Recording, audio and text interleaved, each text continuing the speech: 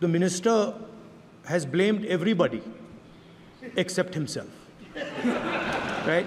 I don't even think he understands the fundamentals of what is going on here. आप प्रश्न क्या है आपका? आ रहा हूं सर। सर ये मैं क्वेश्चन को सेटअप कर रहा हूं। इसलिए प्रश्न पूछते हैं। The issue is that there are millions of students in this country who are extremely concerned at what is going on and who are convinced that the Indian examination system is a fraud. That is what is at stake here. Millions of people believe that if you are rich and if you have money, you can buy the Indian examination system. And by the way, and this is the same feeling that the people in the opposition have. And that is why we are asking some very simple questions to Honorable Minister. Number one, as this is a systemic issue, what exactly are you doing to fix this issue at a systemic level? Yes. That's the first question. Okay. Question में चल रहा है अभी। Please. अब मैं मंत्री जी मैं एक बार बोल दूं इस बात पे। चलो मंत्री जी आप शॉर्ट में जवाब दो, फिर मैं बोल ही देता हूं आज। आप शॉर्ट में जवाब देना। अध्यक्ष महोदय, मेरे जो शिक्षा है, मेरे जो संस्कार है, मेरे जो सामाजिक जीवन है, मेरे को मेरे राज्य की, मेरे सूबे की जनता की स्वीकृति मिली है। मैं किसी की, मेरे बौद्धिक और मेरे संस्कार की सर्टिफिकेट मेरे को सारी सदन में किसी से नहीं चाहिए। देश की प्रजातंत्र में चुन के मेरे नेता प्रधानमंत्री मोदी जी को प्रधानमंत्री की भूमिका दिया है। मैं उनकी निर्णय से यहाँ उत्तर दे रहा हूँ सदन को।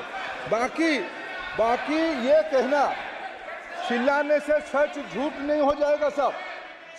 ये जो कहा गया देश की अभी की एग्जामिनेशन सिस्टम रबिश है सर, इससे दुर्भाग्यजनक बयान देश की नेता प्रतिपक्ष का कुछ नहीं हो सकता है सर। मैं कठोर शब्द से इसको निंदा करता हूं। बाकी रहा, मैं सर आपके सामने, आपके माध्यम से देश के सामने सर एक तथ्य रखता हूं सर। जिन्होंने रिमोट से सरकारें चलाई है, 2010 में 3 बिल आया था सर शिक्षा सुधार के लिए। उन्हीं की पार्टी के नेता आदरणीय कपिल सिब्बल साहब 3 बिल लाए थे। उसमें से एक बिल था एजुकेशन, उसमें एक बिल था prohibition of unfair practice bill 2010, जिसकी उद्देश्य एजुकेशन इंस्टीट्यूशन में माल प्रैक्टिस को बंद करना। सर मेरे सरकार की हिम्मत है, अभी हमने पब्लिक एग्जामिनेशन की रेगुलरिटीज में बिल लाए, कानून बनाए।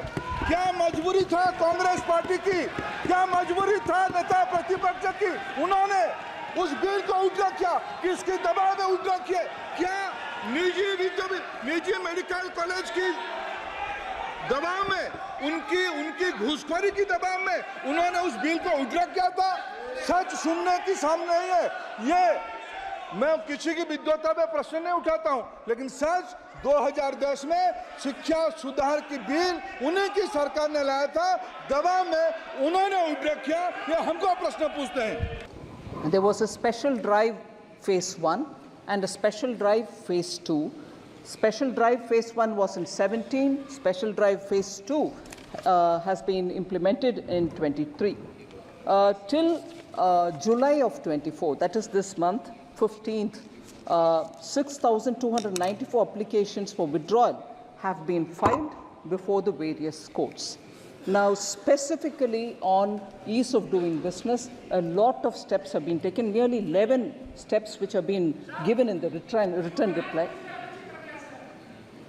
So, nearly 11 steps have been taken which were mentioned worthy, which are being specifically said in the reply. But most importantly, decriminalization of 63 major offences. एक मिनट माननीय सदस्य, बैठे बैठे प्रश्नकाल में नहीं बोला जाता है, टिप्पणी नहीं की जाती है, ठीक है ना माननीय मंत्री जी? So 63 offences have been decriminalized, and as a result of which companies today are able to carry on their functions without the worry of compliance. There was a central processing center which has been set up so that specified non-STP e-reforms can also be, e-forms related questions can also be taken up. So the most important part of this is zero fee for incorporation has been brought in for companies with authorized capital of up to 15 lakhs, meaning small companies which have small capitals with which they start their business, there is no fee charged. These are as a matter of ease of doing business, other than simultaneously acting on reducing the pendency in the courts. Therefore, this question which relates to ease of doing business and also reduction of pendency has both sides on which the minister is trying to answer. So the most important question which Sri Jagadambika Pal raised about the SEBI, sir, I want to underline the fact that the reforms which have been brought by the SEBI, particularly in timelines which have been given for settlement of claims, is a remarkable step taken forward, and our markets have also been, and companies have also benefited from it. In fact, we are far ahead of the very many other countries where companies law, similar companies law operate. They are still not able to settle claims within even T+6, T+5 or T+4. We have even come to T+1, which is effectively being run today. So SEBI-related reforms also are coming up with ease of doing business and treating both the all stakeholders with great comfort. So this question is a very large, this question pertains to a large area of reforms in companies' matters, both related to pendency reduction and ease of doing business. So the question that, that was getting answered by our new MOS was actually a larger context on which the written answer is far more comprehensive than what the minister has tried to start answering with. But new ministers will take a bit of while, but for us to listen to them, all of us, I would request all of us to kindly accommodate their attempt to answer. Shri Shashi Tharoor ji. Mr. Speaker, the Honourable Minister has given us a kind of laundry list of initiatives, but she's overlooked a very crucial issue, sir, which is that 67% of the pending litigation cases relating to insolvency have exceeded the 270-day time frame, precisely because there has been no attention paid to the staffing levels of the NCLAT, sir. For example, all the southern states, all 5 southern states and 2 UTs, we have 1 NCLAT in Chennai. And there, sir, according to a media report, the bench has 1 stenographer who doubles up as PA to the technical member, and the registrar sits in Delhi. Sir, this is a preposterous situation. What I would like to ask the Honourable Minister is, what is she doing, what is the ministry doing about giving some attention to the staffing crisis facing the NCLATs, and in particular for the southern states? Would she be willing to consider a separate NCLAT for a state like Kerala, where our cases are pending for so long, sir? Thank you, Mr. Speaker. Manya Mantri ji. Sounds very interesting to say I've given a laundry list, but we have done so many reforms. So we need to list it all.